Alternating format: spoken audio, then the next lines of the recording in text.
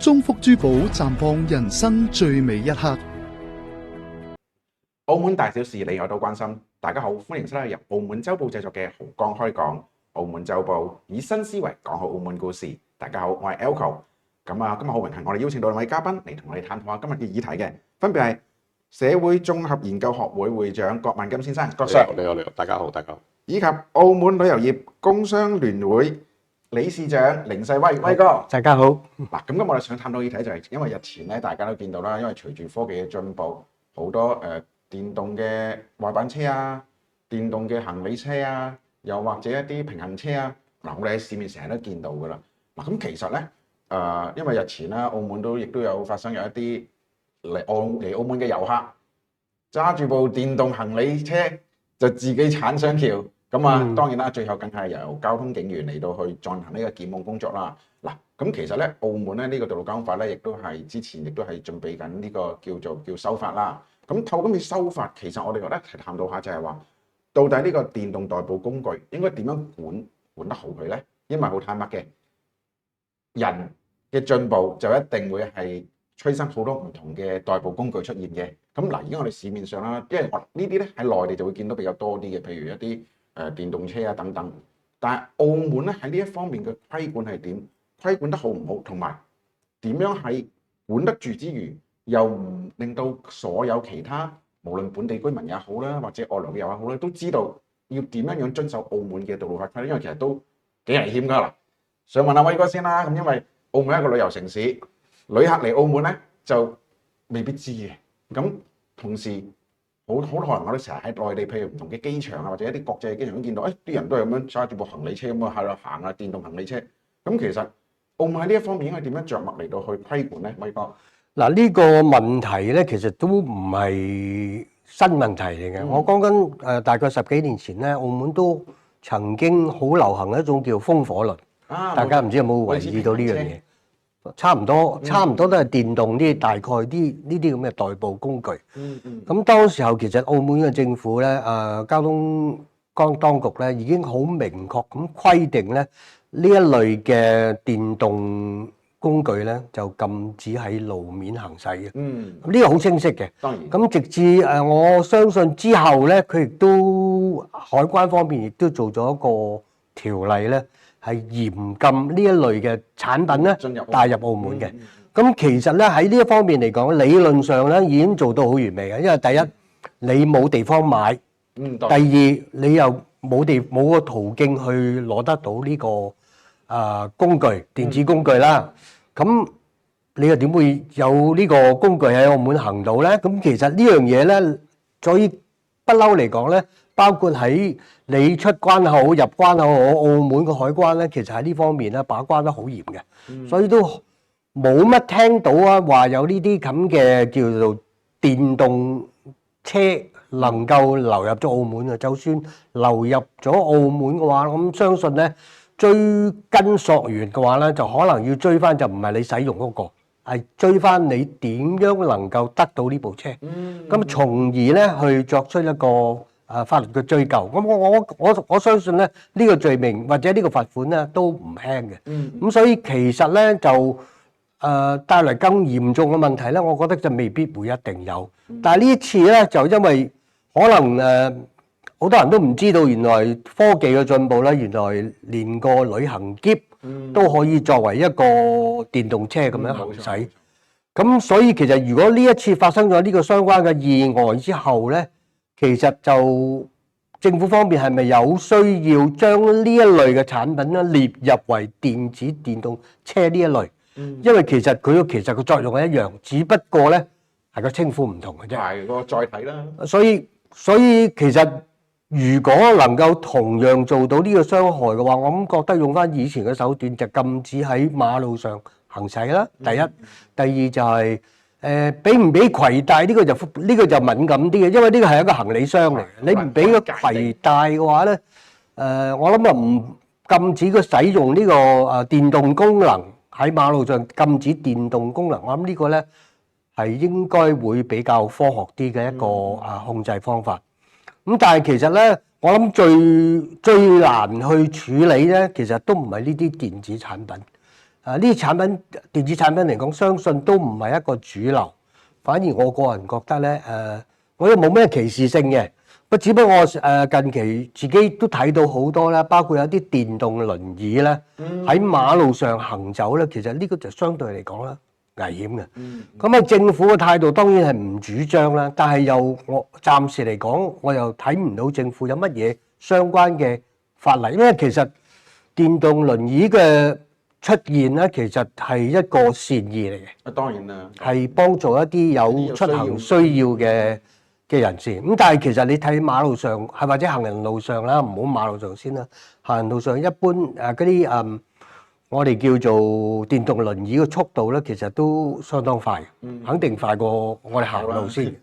咁所以其實政府如果要管制呢一類嘅咧，我覺得係應該需要有一啲持證咯，即係有啲證明你係有需要用，譬如澳門，純粹對澳門居民嚟講先啦，澳門可能有一啲叫做殘疾證啦。如果你冇呢個殘疾證之下，而你有呢個電動輪椅嘅話咧，其實政府係咪可以作出一啲偵查咧，或者盡量將嗰個影響用到最細，而肯定一樣嘢咧，電動輪椅咧就絕對唔能夠行出馬路。呢個基本上咧，我可以同政府講，呢個絕對唔可以，因為佢個速度係介乎行路同埋汽車之間，所以佢嘅危險性咧反而係更大嘅。所以有必要咧，其實之前都睇到網上睇到有成隊嘅叫做輪椅車隊啦。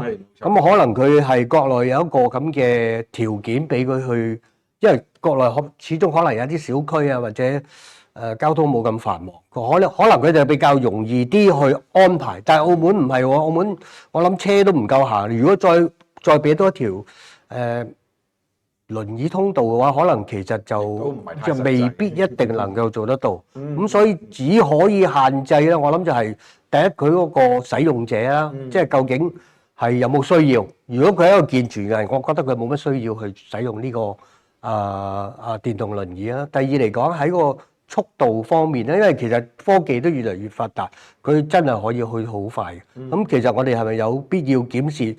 理論上咧，如果佢澳門買得嘅咧，澳門都應該可以從源頭可以控制到佢嗰個，包括嗰個速度啊，或者嗰個馬力啊等等。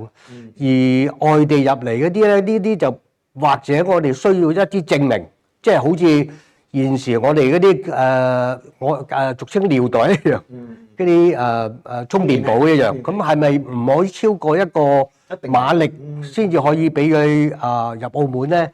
我諗啲法例就一定要有。我諗但係相關嘅指引咧，亦都首先要出爐嘅，因為呢啲其實為咗大家而好，我相信都冇人會刻意去反對呢樣嘢嘅。咁呢個當然啦，多謝威哥同我哋嘅分享啦。咁其實咧，因為其實我而家都見到嘅就係話，其實之前咧有關當局咧見到無論話呢個外地嚟嘅旅客嘅電動輪椅車隊也好，或者係近期發生嗰兩單嘅電動行李箱喺馬路上行駛也好，咁有關當局咧都即時立刻採取相應嘅措施，將佢哋嗰啲進行檢控㗎啦。咁想請問下郭 Sir 就係話嗱，咁其實咧佢而家因為之前據我了解到有關治安當局都係用一啲道路使用法則嚟到去規管啦，咁亦都冇一啲定明嘅明確法則啦，即係譬如喺澳門你行駛嘅時候逆駛，咁有一定嘅定明嘅相關嘅規管。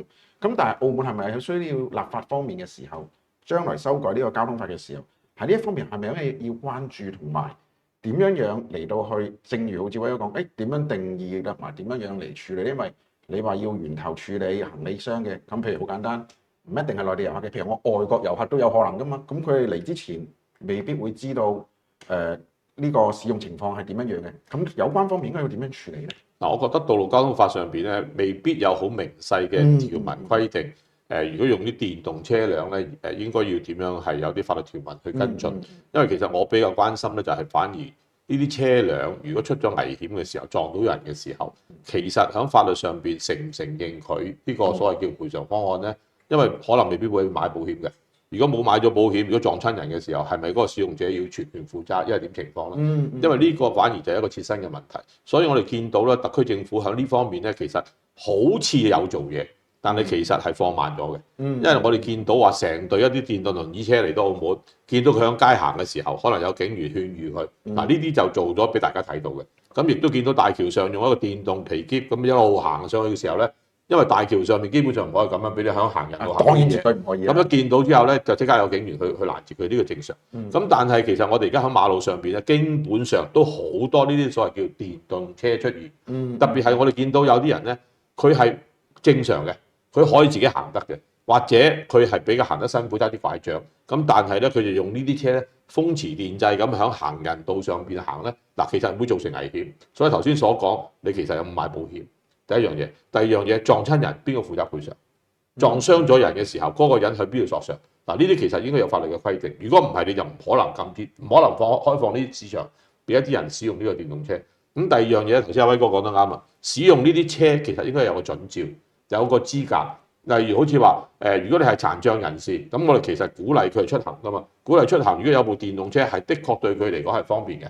咁而家科技好發達，control啊或者點樣控制咧，呢個都比較容易做到。咁當然殘障人士亦都有佢嘅權利喺度。咁所以佢出行嘅時候，我哋認為呢個係可以支持。但係支持之中咧，其實係應該有啲法例咧去規範佢哋。例如呢啲車出行嘅時候，大家首先第一樣嘢要見到佢應該係有個證明或者有個徽號，係由社工局發出嚟嘅，識別到呢啲車係一啲特殊需要嘅人士先可以使用。咁大家喺呢個過程之中咧，就會忍讓同埋可以禮讓俾呢啲人先作出一啲叫先行嘅方案。因為點解佢都係可能係殘障人士，有需要啊，或者係有啲手腳唔全啊，或者係有啲因為手術啊而鋸咗手鋸咗腳嗰啲咁嘅情況咧。咁呢啲我哋係支持佢出行嘅。咁但係如果有啲其他嗰啲咧，咁你好似冇乜事嘅時候，你揸住呢部車響行人度玩咧，我就覺得有問題啦。因為早期咧，我哋喺提督馬路咧見到有一位香港嘅朋友，咁佢都好熱衷一啲叫做論壇嘅工作嘅，咁啊成日都見到佢以前喺論壇度講嘢，行得好正常喎。咁突然間佢揸住部電動車喺度咁係咁行，如果我又覺得你係玩嘅成分多喎。如果你有咩問題嘅時候，你撞親人點搞咧？咁樣，咁我哋見到咧，除咗呢啲車之外咧，其實而家我哋流行好多種嘅。例如頭先阿威哥講嘅風火輪，風火輪咧而家發展到係一個轆兩個踏板，咁喺呢度咁啊，好似機場咧啲巡警啊或者保安咧係會使用嘅，甚至我哋大學一啲校園咧都有人用呢啲咁嘅情況。咁另外咧有啲係三個轆嘅，前邊一個後邊兩個，咁就用電嘅可以加速嘅。咁呢啲喺校園入邊咧就比較方便。咁甚至有啲滑板。咁我哋見到咧，先前咧有交通警員咧曾經喺馬路上邊咧，或者喺啲行人路上邊咧，見到有啲人揸啲電動嘅三輪車咧，前一個轆後邊兩個轆咧就會檢控佢添。咁曾經有啲咁嘅告票俾到佢哋嘅。咁我哋覺得呢樣嘢係應該嘅，因為點解咧？始終行人路大家要明白個道理喺邊度先。點解要有行人路？就係要保障咗行人嘅安全。馬路有馬路自己嘅用法同埋守則，我哋唔可以將馬路嘅嘢擺上行人路嗰度行，而又冇法例規範嘅時候，出咗煙撞到人嘅時候，邊個負責賠償咧？咁樣。咁另外有啲電動輪椅車嘅使用者咧，係不顧交通規則嘅安全亂駛嘅。我哋曾經見過喺白朗股將軍大馬路咧，一條應該係由二區行出去嗰個狗場旁邊嗰條咁嘅路咧，佢反方向行上嚟，仲係黑掹掹嘅夜晚，哇！佢仲喺馬路中間，即係我揸住部車，我驚過佢，我即剎喺度。跟住我停咗部車走去二區嗰度叫警員出嚟，我話呢啲人如果咁嘅情況，佢唔係危害佢自己，係危害駕駛者嘅安全。當然啦。咁警察嚟到咧，佢亦都好一個比較通融嘅做法，就係勸喻佢上翻行人路，跟住原來行人路過翻去嗰個叫蓮峰廟嗰邊咁嘅情況。嗱，所以呢啲嘢咧，我哋覺得特區政府應該喺新嘅法例之中咧，或者新嘅立法會開會期咧，其實道路交通法應該係有權可以作出修改。當然啦。如果呢啲問題出現咗，咁你其實應該要有一個罰則，係第一樣嘢啦。第二樣嘢，你有冇法律去監管呢啲人使用呢個電動輪椅車？第三樣嘢，佢有冇購買保險？如果出咗問題嘅時候，責任誰負？嗱，呢啲係應該使用者同埋道路嘅行駛者，佢係應該有呢個權利去保障自己。我哋唔能夠將呢個法律之下，我哋以往幾十年嘅，而家用到幾廿年之後，你用唔用到咧？其實係唔可以。當然啦，時代進步。咁另外仲有一樣嘢咧，其實而家仲有一個問題存在咧，除咗呢啲所謂叫電動車之外咧，我哋而家見到啲單車都係亂嚟嘅。你見到而家單車唔使立牌，我哋見到好多人咧揸住個單車喺個大馬路上邊咧，同啲汽車鬥快搏命踩。咁其實咧當然我恭祝佢即係希望技術好啦。但係某啲情況上邊，如果你同呢啲所謂叫汽車、電單車嚟鬥快嘅時候咧，其實都係出現咗好多危險喺度。咁所以希望就係交通警員要執法之外咧，其實我哋亦都希望立法會新界開咗之後咧，喺呢方面加緊關注，同埋要修法，點樣能夠利用嗰個行人路嘅使用者同埋馬路交通嘅使用者，能夠都有一個安全嘅狀況，同埋有法律條文嘅保障。咁呢個當然啦，因為使用方面一定有平衡點，因為無論係行人也好，或者係道路嘅使用者、交通車輛也好，亦都有需要有一個責任喺度嘅。咁啊，所以請教威哥咧就話嗱，其實頭先阿郭 Sir 都分享到啦，就係話你哋兩個都表達咗就係話除咗呢個電動嘅一啲工具啊、電動行李箱嗰啲固然之然要規管啦，咁反而電動車，因為我哋喺澳門咧就見到比較多啲，就係一啲譬如輪椅車啊，又或者係電動嘅三輪車啊都會有嘅。咁當然啦，我哋見到咧有一啲咧喺道路上咧係真係有識別嘅，但係咧好似政府就未有統一規管嚟到呢度做呢樣嘢，同埋因為譬如我哋大家都知啦，無論你用電單車也好、私家車也好，我哋都要買個第三部嘅，即係最少啦，唔計你買全部之類啦。咁其實如果日後嗰啲電動車嘅使用者，譬如假設啦，按照社會嘅評核，佢係有需要用呢個電動輪椅嘅，然後按照型號標準嚟到去批准進口嘅佢哋使用嘅，喺咁嘅情況下，佢哋係咪應該要買保險？但係調翻轉頭會唔會衍生另一樣嘢，就係話，因為如果真係需要用得呢啲電動輪椅嘅出行人士或者傷殘人士又好啦，可能個經濟條件未必咁佳，會唔會衍生到如果假設佢哋真係需要買第三部啦？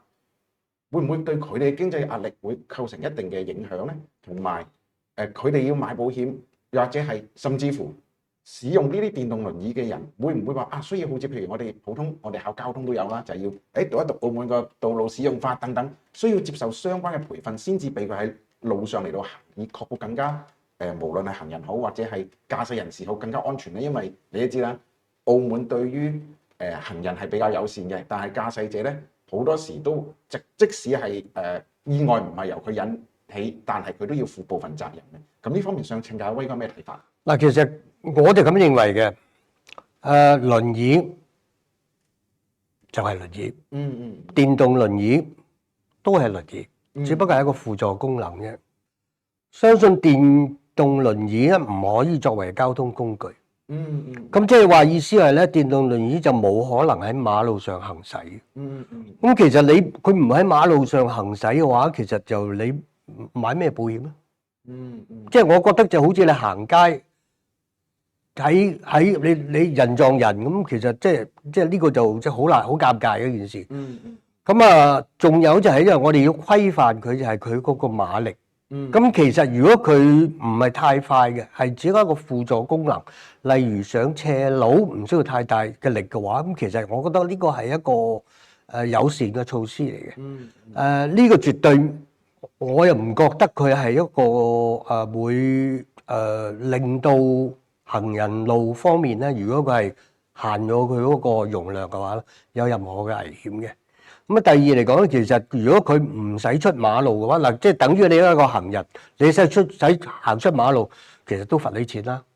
更何況一部嘅輪椅啦，我哋講啦嚇，唔好理佢係咪電動先啦。如果你係唔經一啲行人輔助線或者斑馬線，其實你都係犯法嘅。咁其實呢個好清晰、好簡單嘅。所以你話係咪將而家會喐嘅嘢都要買保險咧？我就覺得未必有個需要，因為其實如果佢嗰個容量係受到一個監察，即係好簡單，就好似我啲小朋友以前細個，佢都有電動車，喺馬路行㗎。咁其實又唔會造成有任何嘅一啲我哋叫做危險嘅，只要你係有個意識同埋咧，你規範佢嗰個容量，亦都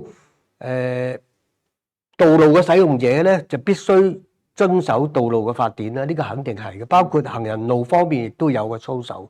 就算你喺行人路，你都唔可以橫衝直撞，你唔可以行人路跑步噶嘛。當然。咁正等住你都唔可以喺行人路度風馳電掣。咁呢一樣嘅規矩或者規範咧，如果你覺得有潛在性嘅危險咧，你咪規範佢個速度咯，呢個最好嘅。因為其實以往有啲電動車咧，其實佢當然而家科技越嚟越進步啊，你要佢幾快都得，你要佢幾靚都得，幾大 power 都可以。咁但係問題係你可以規範佢喺呢一定嘅速度裏邊，你唔可以俾佢超過或者一啲馬力，亦都唔可以達到一個危險嘅程度。我諗喺呢方面去考量咧，相對嚟講咧，對於使用者或者馬路又好、道路又好，甚至乎輪椅嘅使用者嚟講咧，相對大家都係可以安全並存嘅。明白。嗱，咁其實咧，我哋大家都發覺啦，因為其實我哋無論睇內地也好，或者係外地也好啦，阿威哥都分享到一個好啱嘅，就係話，因為內地有條件或者喺呢個城市規劃建設嘅時候，就已經預留足夠嘅行人路或者係單車徑或者係呢個小區啊道路使用嘅時候，就已經有充分嘅功能分在內。但係澳門始終真係地方細，同埋到今時今日為止，澳門有部分嘅地方依然係行人路比較窄嘅。雖然政府見到呢10年8年咧，就有部分無論舊區點樣好，都盡量諗辦法擴闊嗰個行人路嚟到去俾大家使用。咁但係面對到一啲澳門大家都知嘅，譬如一啲舊區啊、下環街啊或者新橋啊，都真係有啲地方咧，可能個行路好窄，甚至乎你一部電動輪椅上咗去嘅時候咧，後面啲人就冇得行㗎啦。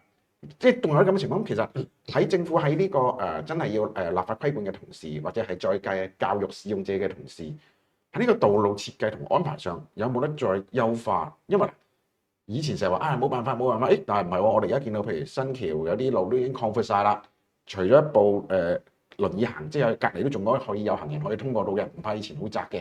咁但係譬如一啲路環區啊，又或者一啲其他地方咧，都依然存在住呢個行人路狹窄嘅情況出現。咁其實政府可唔可以再有咩辦法改善呢方面，達到唔會話真係有啲電動輪椅使用者或者輪椅使用者被逼要行上條馬路度咧？因為過去真係有啲咁嘅情況㗎嘛。想請教阿郭 Sir。但我哋睇睇嗰個數據，咁其實係有，如果政府有監管嘅話，真係使用呢個輪椅或者電動輪椅咧，應該係好容易知道大致上有幾多人使用。因為只要你能夠作出一個監管嘅方案，我鼓勵你係友善出行。當然。咁你就要上嚟社工局嗰度做個申請，做個評估。如果你證明你身體殘障嘅，咁你使用呢個所謂叫輪椅或者電動輪椅，咁你有條件做嘅時候，咁我覺得呢個係可以俾咗一個準照，或者係俾咗一樣嘢識別咗佢呢個人可以用。咁見咗有呢樣情況之下咧，其實你每一年你其實有幾多人使用咧，我相信係可以知道。當然啦，係嘛？如果有呢啲咁嘅情況之下咧，咁其實濫用嗰啲攞唔到呢個 logo 嗰啲咧，咁其實就係另外嘅使用者。咁呢啲係要需要受到監管。因為如果你冇事冇幹，你揸住部咁嘅所謂電動4轆車，唔好講叫輪椅啦嚇，4個轆嘅車，佢其實周圍可以用。雖然你可以話將佢嘅速度減慢或者控制喺一定嘅速度之下。咁但係如果佢自己私人用嗰啲，我相信你政府亦都冇辦法去做監管。佢唔會交俾你去任何部門去 check，然後先出到牌，因為呢啲係冇需要立牌嘅。咁如果你話如果需要立牌嘅，咁啊唔同啦。咁我所有買呢啲所謂叫電動4輪車或者係電動嘅3輪車，唔該你去交通事務局嗰度申請一個驗車，驗咗車之後將個速度控制咗某一個地方度嘅，咁呢啲發個牌俾佢，咁你都仲有情有可原。但係如果我相信暫時交通事務局亦都唔知有冇呢咁嘅嘢，我相信未必有呢咁嘅情況。咁第二樣嘢就係話，我哋而家嘅馬路，我哋睇見有啲地方咧係 OK 嘅，例如新城 A 區。咁而家佢係有規範去做，咁又可能係嗰個行路比較闊啲，同埋車道比較闊啲。咁你變咗有條件俾呢啲所謂叫電動嘅4輪車或者電動輪椅用。但係你見我哋舊城區，例如好似新橋，咁你個行人路咁窄，你話如果你擺咗一部咁嘅電動輪椅喺度，喺呢個行人路度行。OK 嘅，咁其他人就要讓你。如果你唔係殘障人士，你係普通人使用咧，我覺得呢啲係唔可以接受。啱唔啱啊？咁頭先阿威哥講話呢啲電動4輪車，如果唔買保險，唔應該買保險呢個情況，我反而有少少意見喺度。我最主要就係一樣嘢，如果出咗問題嘅時候，邊個負責賠償？始終呢啲係電動車嘅時候，有事件發生嘅時候，咁其實我哋唔係追責。我哋係一個有負責任嘅態度，去點樣去解決呢個問題？唔得話你揸住呢部車，我就可以因為咩原因對唔住 ，sorry， 我汗操得唔好，累咗你撞親，咁點情況咧？咁嗰個人係自食啦，因為點嘅情況咧？我相信呢啲嘢都係要有法律上邊嘅監管先至 OK。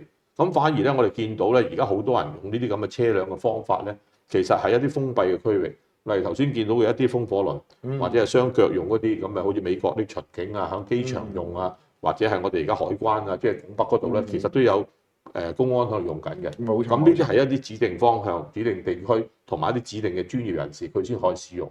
如果唔係，基本上你響拱北商場嗰度，如果你用呢啲車，我諗即刻有公安或者保安話俾你聽，唔該，你停低啦，係咪咁嘅情況？咁呢啲係咪需要有一啲專業嘅人士，或者真係要考個牌、上個堂咧咁樣，然後先可以做得呢樣嘢咧？因為始終呢啲都係機械。如果你能夠做得好少少，應該係有啲課程俾佢培訓。好似而家我哋大學咁，我哋大學校園入邊度咧，亦都有人玩滑板，有人玩風火輪，有人玩兩個轆嘅，亦都有人玩三個轆嘅。咁你如果喺大學校園入邊度自己安份手機去行嘅咧，大學亦都唔會有咩問題。但係出咗煙，你一定要自己負責。你撞親人要賠償。咁呢個當然校園自己入邊一封閉情況，我哋已經寫咗啲使用守則喺度。咁但係如果喺社會上邊，我哋暫時未見到一啲好完整嘅法例咧，規範咗啲使用者應該點樣去守呢個規則。咁所以我哋都希望政府除咗係即係鼓勵一啲叫友善出行嘅傷殘人士真係使用啲電動輪椅或者電動四輪車出去增加佢自己一個生活嘅空間，或者係擴闊佢自己嘅朋友圈子，呢個我哋鼓勵。但係其他人使用嘅時候咧，我覺得應該係要立法，同埋應該係要比較監管得嚴格，唔好令到個人都話我用四輪車可以喺行人路行。其實你佔用咗行人道嘅時候，其他人使用嘅空間越嚟越少。咁你覺得係公平嘅又唔公平先？係咪啊？我哋都係一個公平原則嘛。你行人路就行人嘅，你搞呢啲咁嘅嘢出嚟，講真，如果你單車推埋上邊嘅，咁你嗰陣時點搞咧？係嘛？我覺得有啲嘢係要真係要分清楚、釐清楚使用者嘅範圍同埋個權責係乜嘢啊？咁呢個我相信能夠令個城市發展得更加好。但喺舊城區，我見唔到有好多條件。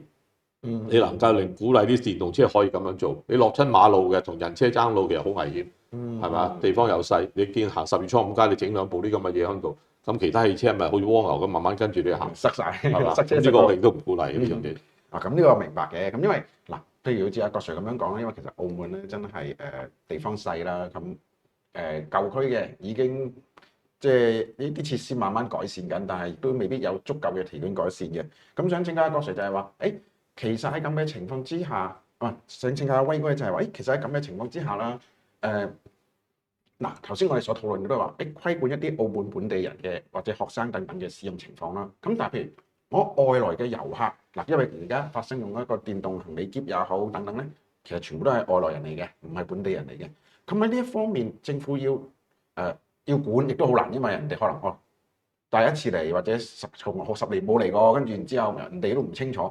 咁喺呢個教育同推廣方面，政府可以點樣相關結合唔同嘅科技嚟到去俾啲遊客知道，嗱呢樣嘢會點樣罰法嘅？因為譬如好似大家都有睇到嘅，當年遊客喺呢一個山頂醫院落嚟嗰度，好多人企喺條馬路打卡點，跟住然之後真係罰過啦，亦都有啲遊客罰完之後喺一啲內地唔同嘅社交平台宣傳話，喺澳門企喺行人路度唔行人路，企喺條馬路度停喺度影相，會被警察叔叔俾告票嘅。咁政府喺呢方面可以再做多啲乜嘢，以避免呢啲情況？因為其實用電動行李車嚟到去行嘅時候咧，的確真係好容易引起交通危險嘅情況。嗱，其實係咁嘅，因為隨住現時嘅科技嘅進步咧，其實法例我哋有嘅。澳門嘅法例咧，所有電動嘅代行工具都唔可以喺澳門或者行路行駛嘅，呢個好清楚嘅。包括當時有啲電動滑板啊、風火輪啊，或者一啲小型嘅電動車，三個轆嗰啲啊嘛，係咪？即係其實咧當時候喺國內流行嗰陣時咧，曾經好多人咧都帶過入嚟澳門，亦都被沒收，亦都好清楚呢一類嘅電動自動嘅所謂工具又好咧，係嚴禁喺任何路面，包括行人路行，呢個好清晰嘅。呢個係絕對唔會有任何嘅爭拗點。但問題現時咧，佢覺得呢個電動嘅行李箱咧就唔係佢所講嗰樣嘢。咁所以我諗覺得就有關部門你要重申呢條法例咧，其實任何電動嘅工具咧都不能騎行嘅，即係呢個咧其實係只不過係佢將一個電動嘅功能擺咗喺其他用途裏邊，所以相關嘅法例係有嘅。如果嚟講你話要執法，亦都好容易，因為其實咧我哋有相關嘅指令。我記得以之前咧曾經當呢個電動車最流行嗰陣時候咧，我諗我相信澳門當時有3輪車都係電動。係有。係嘛？咁而家好明顯啊，已經係經過一個法律嘅定之後咧，其實都唔可以去做呢樣嘢啦。咁所以其實呢條法例一直都有，一路去執行。所以其實你講嗰個問題咧係新問題。所謂新問題係咩咧？佢嗰個載體係新嘅，因為佢以前唔識喐噶嘛，以前嗰個行李點會識喐啊？但係而家個科技發展到行李識喐嘅話咧，我諗相信政府要説明呢個條例嘅範圍包含性，其實就所有能夠電動喐嘅嘢，其實都係可以視為呢個同一個工具啦，用同一個法律去制止嘅。咁相信呢個就唔需要涉及話改法例咁冗長嘅法例，因為一改法例就會涉及公帑，呢個係非常之大嘅開支。其實執法部門咧亦都可以提出佢哋嘅一個建議，你唔可以，譬如佢哋入境嗰時見到呢個電動行李箱嗰時，你就順加一個提醒，即係呢個只可以喺私人地方使用嘅，即係公共地方咧，我哋係嚴禁你作騎行。咁呢個只不過係一個忠告或者勸喻，我諗就呢個會相信嚟講比較有效，同埋快見到效果啲咯。嗱，咁其實咧，道路嘅使用，不管係行人也好啦，道路駕駛者也好啦，其實都係道路上面嘅使用嘅持份者。咁其實大家咧都應該要注意安全，正所謂安全出行，回家幸福啊嘛。嗱，今日好多謝兩位嘉賓同我哋嘅分享，我哋下次見，拜拜。拜拜。